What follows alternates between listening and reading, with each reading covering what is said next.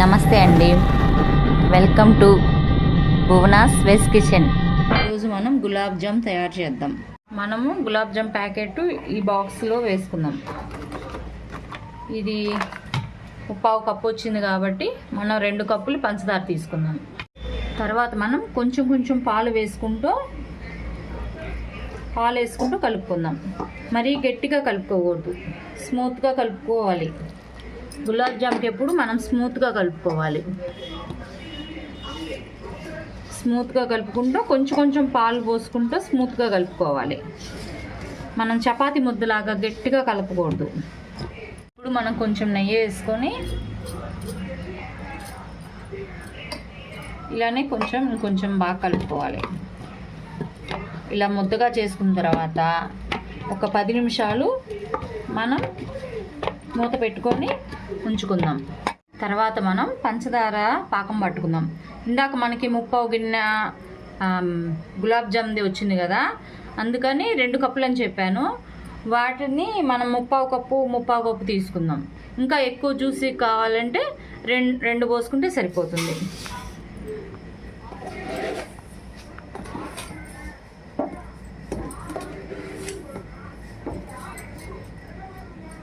ముప్పావు గిన్నె పోసుకున్నాం. తర్వాత నీళ్ళు కూడా అలానే 2 ముప్పావులు తీసుకున్నాం. 2 ముప్పావులు. ఇది బాగా పొయ్యి మీద పెట్టి కరగబెట్టుకుందాం. ఇలాగా మనం చిన్న ఉండలు తీసుకొని కొంచెం నెయ్యి రాసుకొని ఇలాగా నొక్కుతో రౌండ్ చేసుకోవాలి.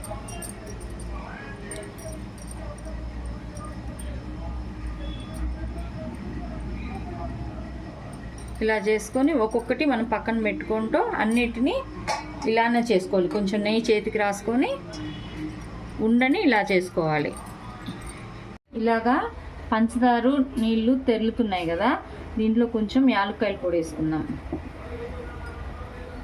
ఇలా తెరులుతూ ఉండాలి. తెరులుతూ ఉండి మనకు కొంచెం సేపటికి పాకం వస్తుంది. ఇలాగా మనం ఉండలన్నీ తయారు చేసుకొని ఇలా బాండీలో నూనె పెట్టుకొని కొంచెం లో ఫ్లేమ్లో ఉంచుకొని, మరి ఎక్కువ కాగకూడదు అనమాట నూనె, ఎందుకంటే మనం ఉడకాలి కదా గులాబ్ జాములు. ఇలా ఉండాలి. తర్వాత ఏమో ఈ పాకమేమో ఇలా వస్తుందన్నమాట, తెరులుతుంది. పాకానికి రావడానికి దగ్గర పడుతుంది అన్నమాట.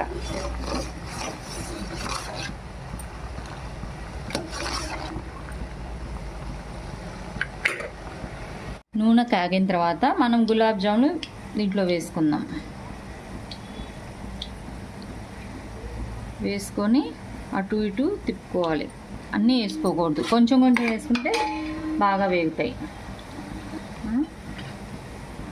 గోల్డెన్ కలర్లో గులాబ్ జాములు రావాలి. పాకం దగ్గరకు వచ్చింది.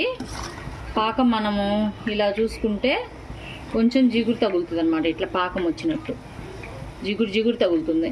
అప్పుడు మనం స్టవ్ ఆపేసుకుందాం. ఎక్కువ పాకం వస్తే మళ్ళీ పీల్చు గులాబ్ జామ్. ఇలా గులాబ్ జాములు ఇలా గోల్డెన్ కలర్ వచ్చిన తర్వాత మనం వీటినన్నిటిని వేరే ప్లేట్లో తీసుకున్న తర్వాత అన్నిటినీ ఇలానే వేయించుకొని ఒక 10 నిమిషాలు పక్కన పెట్టుకోవాలి.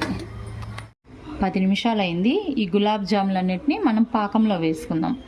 పాకంలో మొత్తం వేసేసుకొని ఒక 10 నిమిషాలు, ఒక అరగంట మనం నానబెడదాం. అప్పుడు గులాబ్ జాములు రసమంతా పీల్చి జ్యూసీగా ఉంటుంది. అరగంట అయింది. మనం వీటిని గిన్నెలోకి తీసుకుందాం. Juicy gulab jam ready. మీకు నచ్చినట్టయితే లైక్ చేయండి, షేర్ చేయండి, సబ్స్క్రైబ్ చేయండి.